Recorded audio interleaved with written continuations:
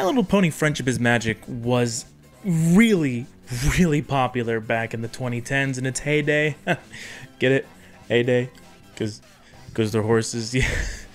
Yeah, I'm sorry. But after Season 3 ended in 2013, Hasbro decided, hey, let's capitalize off the popularity of this show, even though we were going to end it after Season 3. But forget about that. Let's make a movie. No, not that movie. That wouldn't come out till 2017. I'll talk about My Little Pony the movie eventually, don't you worry. I am, of course, today talking about the 2013 cult classic animated feature film, Equestria Girls.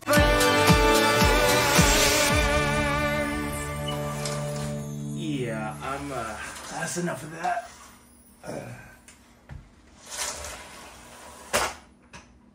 I'm not getting copyright struck over 9 seconds of footage. You know, it's kind of weird that this is the first time we see Twilight after the Season 3 finale where she becomes an alicorn. A finale, by the way, which nobody had any problems with whatsoever. Totally didn't cause a bunch of controversy. The main 6 are in the Crystal Empire for the Princess Summit. I don't know what the Princess Summit is, nor do we ever hear anything about it again after this movie. So, I love convenient plot devices, don't you? Honestly, the best part about this opening is just the fact of Twilight wiping out while trying to use her new wings. It's just nice to see that she's not quite used to them yet, but she will get used to them later on in the show. Character growth, am I right? Oh, hey look, it's Flash Sentry. So after briefly meeting up with the other princesses, the main 6 head to bed, where we get Twilight's arc for this movie pretty much laid out in plain sight. You see, Twilight really doesn't know what it means to be a princess yet, and she's really afraid of potentially being put in charge of a kingdom. Also, Twilight can't seem to keep her wings down. You know, there's a wing boner joke in there somewhere, but I'm better than that. Wait a minute. Roll the opening credits, and I cannot talk about these opening credits enough, because not only are they really like trippy, like kaleidoscopy things, it's also set to a dubstep remix of the show's main theme. Probably can't show it, probably can't play it, because I'll probably get copyright claimed. I have been working on this video for a very long time, and this green screen thing was kind of my last resort, because I'm lazy. I'm not lazy, it's just, this is a lot of work to film and set time aside. I wanted this video to be done like 2 weeks ago, but Hasbro likes to claim the video every time I try to upload it. But not when I initially upload it, or like, you know, like an hour or two later. No, I'm talking like the video would get claimed like a full like 24 to 48 hours later. It's just horseshit, but that's a whole nother can of worms that I'm not going to get into. Hopefully this time it works. A mysterious cloaked unicorn sneaks into Twilight's room and steals her crown, an element of harmony. Twilight and her friends give chase, but in the process, the crown ends up going through a magic mirror that happens to have a portal to another world that only opens every 30 moons. The unicorn who stole the crown is Sunset Shimmer, a former student of Princess Celestia. And yeah, it's a little cliche to have the villain of your movie be a character we've never heard of. It's like, oh, well, actually, she was my student before. She was my student once, but she lost sight, and I always hoped that she would one day return. There are so many coincidences that would have to happen for for Sunset Shimmer's plan to work. Assuming that the portal was closed up until recently, how did Sunset know that Twilight was a princess? How did she know that her crown was also her element of harmony? How did she know the elements of harmony even existed? Because up until Twilight and her friends found them, they were thought to be a myth. And 3, how did she know that the mirror got moved from the Canterlot throne room to the Crystal Empire, where Twilight was going to be during the time the portal was open while she had her crown? It's a lot of coincidences. Or plot convenience, that's probably more likely what it is. Let's call a spade a spade. So Princess Celestia tasked Twilight with retrieving her crown before the portal closes in 3 days. Arbitrary time restrictions for movies like this are pretty par for the course, so Twilight bravely steps through the portal and Spike runs after her, and they wake up in the other world with Spike being a dog and Twilight being a... Why is she still purple? Yeah, the designs this time in this movie are just weird. I mean, the proportions just don't sit right for me. I can get used to that, but the thing that really bugs me the most is the fucking like knee-high boots, because like I get the point is to make them look like hooves, but it just contrasts so much with the skinny legs and arms that it just ends up making them look weird. I don't know. At the end of the day, it's just a personal nitpick. It doesn't really affect the movie or anything. It's just I don't like it. Twilight quickly has to acclimate to walking on two legs like a baby gazelle. Also, she has no magic here because, yeah, she doesn't have a horn. Welcome to Canterlot High School, home of the Wonder Cults. As Twilight is walking around getting used to her new surroundings, we get our first song of the movie. That's right, this movie is a musical. And your mileage might vary on the songs in this movie, but as a recovering theater kid myself, I kind of like the songs because I understand the thematic purposes to drive the plot forward. Speaking of which, our first song, Strange New World. And there's no way I remember any of these songs after like 11 years. That's quite like this. Everything is turned around. This crazy world is upside down. Fuck, I'm like a sleeper agent. Strange New World is a great song that shows, as the lyrics say, it's Twilight trying her best to make sense of this new world she's found herself in. After that song is concluded, Twilight stumbles upon Fluttershy getting bullied by Sunset Shimmer, and Twilight stands up to Sunset Shimmer, who treats her like a typical mean girl. And then we get a pretty much one-to-one recreation of Twilight meeting Fluttershy from Season 1, Episode 1 of Friendship is Magic, all the way down to her getting excited about Spike. Turns out, Fluttershy found the crown when it came out of the portal and dinged her in the fucking head. Fluttershy turned the crown into Principal Celestia, and yeah, you thought I had a problem with Twilight's design in this movie. Celestia just looks bad. Like, it's the hair. It's the thick-ass lips. It's the pantsuit that is not doing you any favor, sweetie. I don't know. I'm sure the designs get more refined as the movies go on, but as for the first time around, it is not looking good for you, Tia. Turns out that the crown is the prize for winning the Princess of the Fall Formal, which is basically like prom queen. And, well, Sunset Shimmer has won every year for like the last 3 years. Why does she look like that? She's like so off model. Twilight rationalizes that in order to get her crown back, she just has to win the Princess of the Fall Formal. Easier said than done, I guess, because when she tells Fluttershy that she wants to run, Fluttershy informs her that nobody runs against Sunset Shimmer. And even if Twilight wanted to win, she'd have to unite all the stereotypical high school cliques of Canterlot High. You know, the jocks, the rockers, the nerds, the eco kids, the theater kids. Shout out to my theater kids out there. Represent District 11. As for Principal Celestia's advice, Twilight seeks out the head of the party planning committee, who is, of course, Pinkie Pie. I mean, yeah, that checks out. Also, apparently Pinkie Pie has beef with Fluttershy. I don't know what that's about. Do you have a twin sister who lives in the city, has a pet dog named Spike that looks just like that one? Shh, Pinkie, you can't do that. Pinkie, no. That's like 3 movies. That's the 3rd movie. That's Friendship Games. We can't do that yet. We haven't done Rainbow Rocks yet, Pinkie.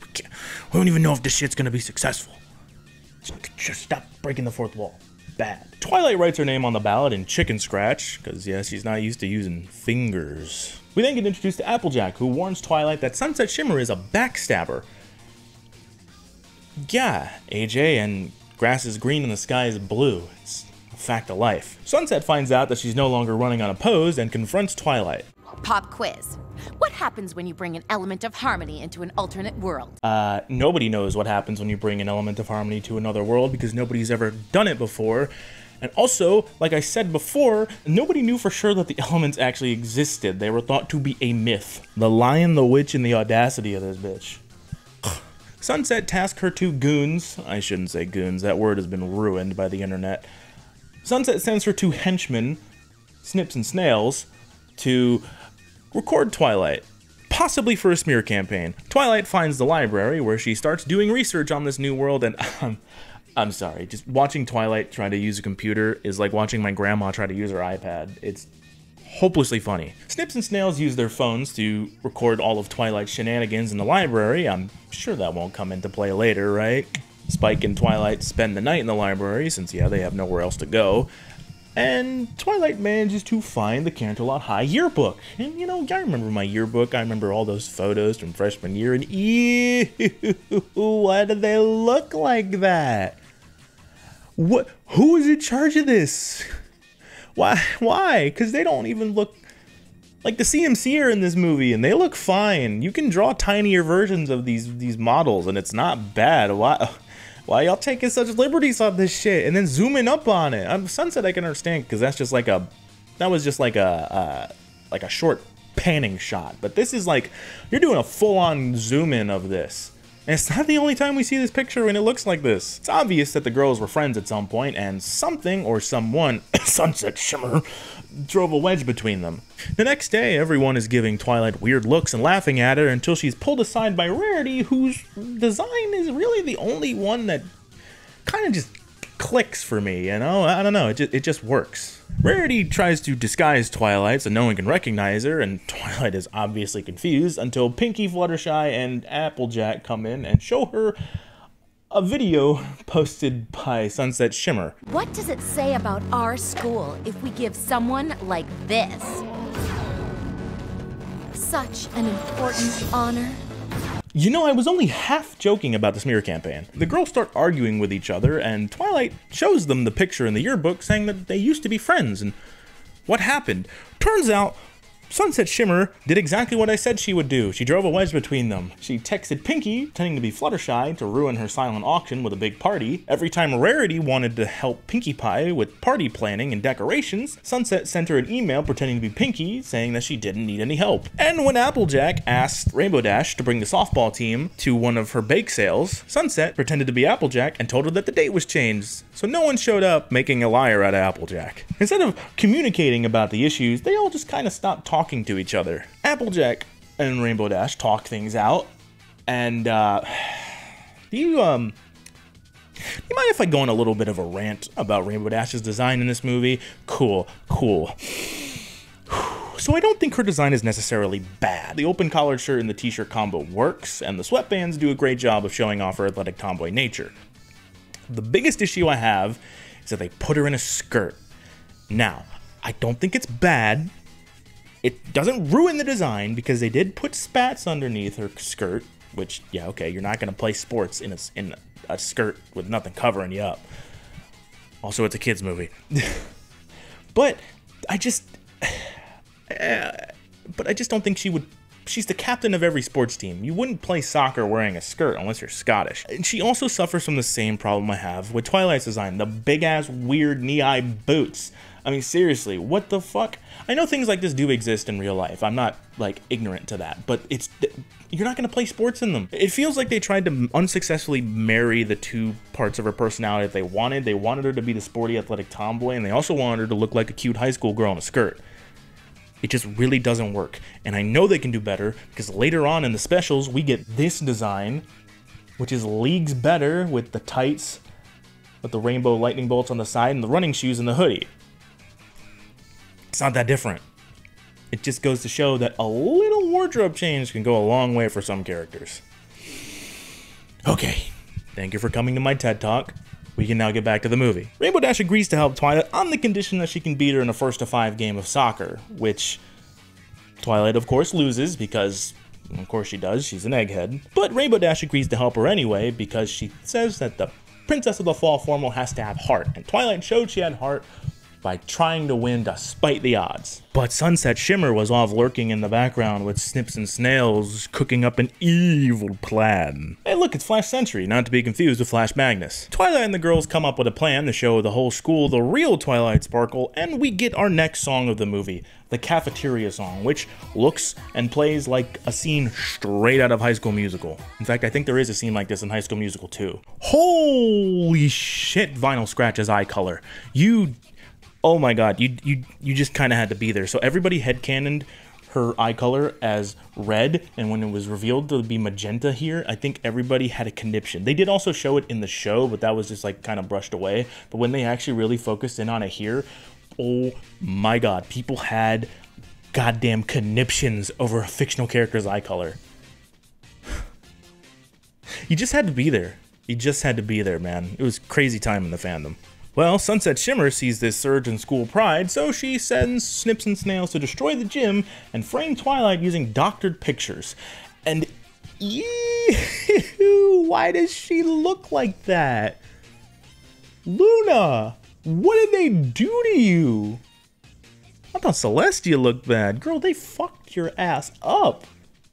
I am so sorry. But you know what's weird? They have computers in this world, right? So they know that, so like, assumedly, like, photo editing software like, I don't know, MS Paint or Photoshop or like Paint.net exist here. They're not even digitally doctored. They're physically clipped out photos of Twilight's match with Dash, pasted over photos of the destroyed gym.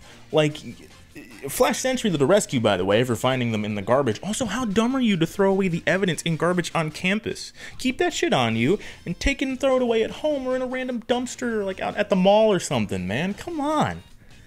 Amateurs. Well, thanks to Flash Sentry, Twilight is free to continue running for Princess of the Fall Formal, but unfortunately, due to the damage done to the gym, the dance is going to have to be postponed till tomorrow, which causes Twilight to rightfully freak out because she doesn't want to be stuck here for 30 moons, which is 2 years, give or take. So she runs off to what I assume is Rarity's boutique, the Carousel Boutique. But we get this nice shot of her in the mirror talking with her pony form reflected back at her, and it's not like, it's not a Kubrick shot or anything, but I mean, you know, it's nice. It's appreciated. Twilight decides to tell the girls the truth. And before she can get the words out, Pinkie Pie does the most Pinkie Pie thing possible. You're from an alternate world and you're a pony princess there, and the crown actually has a magical element embedded in it that helps power up other magical elements, and without it, they don't work anymore, and you need them to help protect your magical world. And if you don't get the crown tonight, you'll be stuck in this world, and you won't be able to get back for like a really, really long time. The girls, of course, believe her. It kind of also helps when you hear the talking dog. They go to fix the gym up, set to another song, Let's Come Together, which, no, it's alright. It's, again, thematic purpose. It's a musical. But along the course of the song, more students do come in and help out to fix the gym together, and the dance is back on for tonight. They also start voting, and everyone's like, yeah, man, Twilight, you got my vote. You got my vote, Twilight, for sure. Yeah, man. I'm voting for you 100%, girly. Well, with the dance back on, it's time for the girlies to get in fashion in another song. This is our big night where they find their dresses for the prom. I mean, these girls be showing up in style. They show up in a limousine like, damn, that's that Rarity money. Because, yeah, we know damn well none of these other girls can afford that. Twilight wins the crown by a landslide because, yeah, obviously. So, Sunset and her henchmen resort to dognapping Spike and to lure the girls out, and then Sunset threatens to smash the portal with a sledgehammer, stranding them both there forever. And despite the odds, Twilight actually takes a stand. So go ahead, destroy the portal. You are not getting this crown. So after the world's most important game of Keep Away, Sunset gets the crown and puts it on, turning into a raging she-demon and also turning her two henchmen into demons. Here's where she reveals her plan, and it's dumb. It's dumb as fuck. Her plan is to brainwash the student body of CHS and use them as her own, and this is her quote, personal teenage army to invade Equestria. I don't think that would work very well because you have alicorns. Like, first of all, your army of teenagers is going to turn into ponies when they go through the portal anyway. The unicorns aren't going to know how to use their magic. The Pegasi aren't going to know how to fly. And the Earth ponies are going to be fucking useless.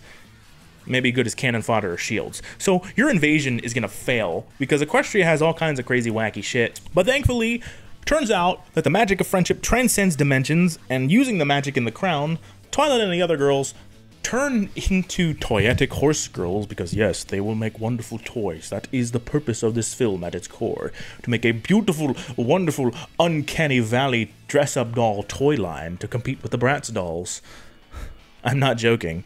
And they defeat Sunset Shimmer with the power of homosexuality. I mean the power of friendship. And they put her ass in the fucking dirt. I mean, seriously, big ass fucking crater. Also, really lucky that there were no electrical lines or gas lines or like a water main in that section, because like she would have fucking died. Can you imagine they just put her in the dirt and just huge explosion, or she fucking drowns?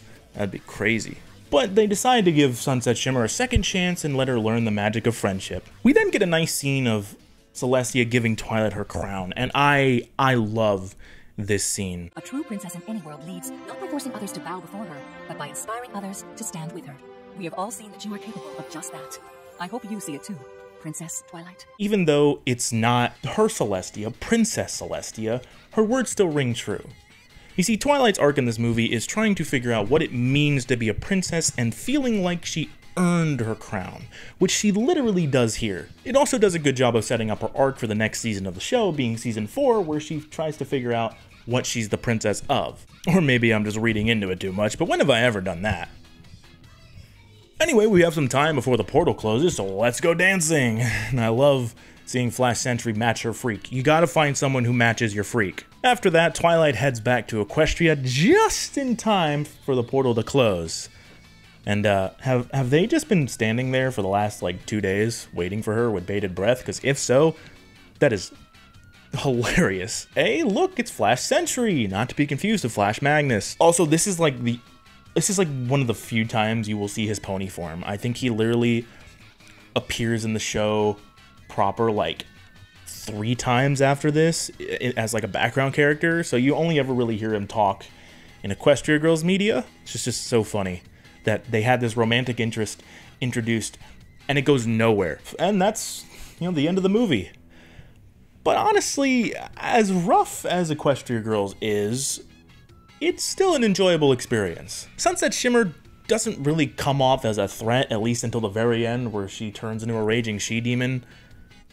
That's really my only gripe with the villain, is sometimes a movie is only as good as its villain, and with what's to come in the next couple movies that have like way better villains, okay, except Legend of Everfree, but I'll get to that eventually. Although I will say, Snips and Snails being her lackeys is a great call. They have a great dynamic and make for great comic relief. So originally, this video was going to be me reviewing all 4 Equestria Girls movies, but I could not. The video just kept getting claimed no matter what I did, and it wouldn't even get claimed like an hour or 2 after being uploaded or like during the initial checks. No, it would take like a full fucking day for it to get content ID claimed, and then it's kind of the whole song and dance, like, okay, well, I have to take it down, I have to re-edit it, trim this out, cut this out, do this, deep fry this, and I would still have to wait a full fucking day to find out if it's gonna actually let me stay up. Because I don't really care about the money about it getting claimed. What I care about is that if the video gets claimed, I lose control over the ads, and they can just slap like 10 mid-rolls on it, and ruin the flow of the video. Equestria Girls is not as good as the movies that would come after it, but that's a story for another time. So join me next time as I look at what most would consider to be the best Equestria Girls movie, Rainbow Rocks.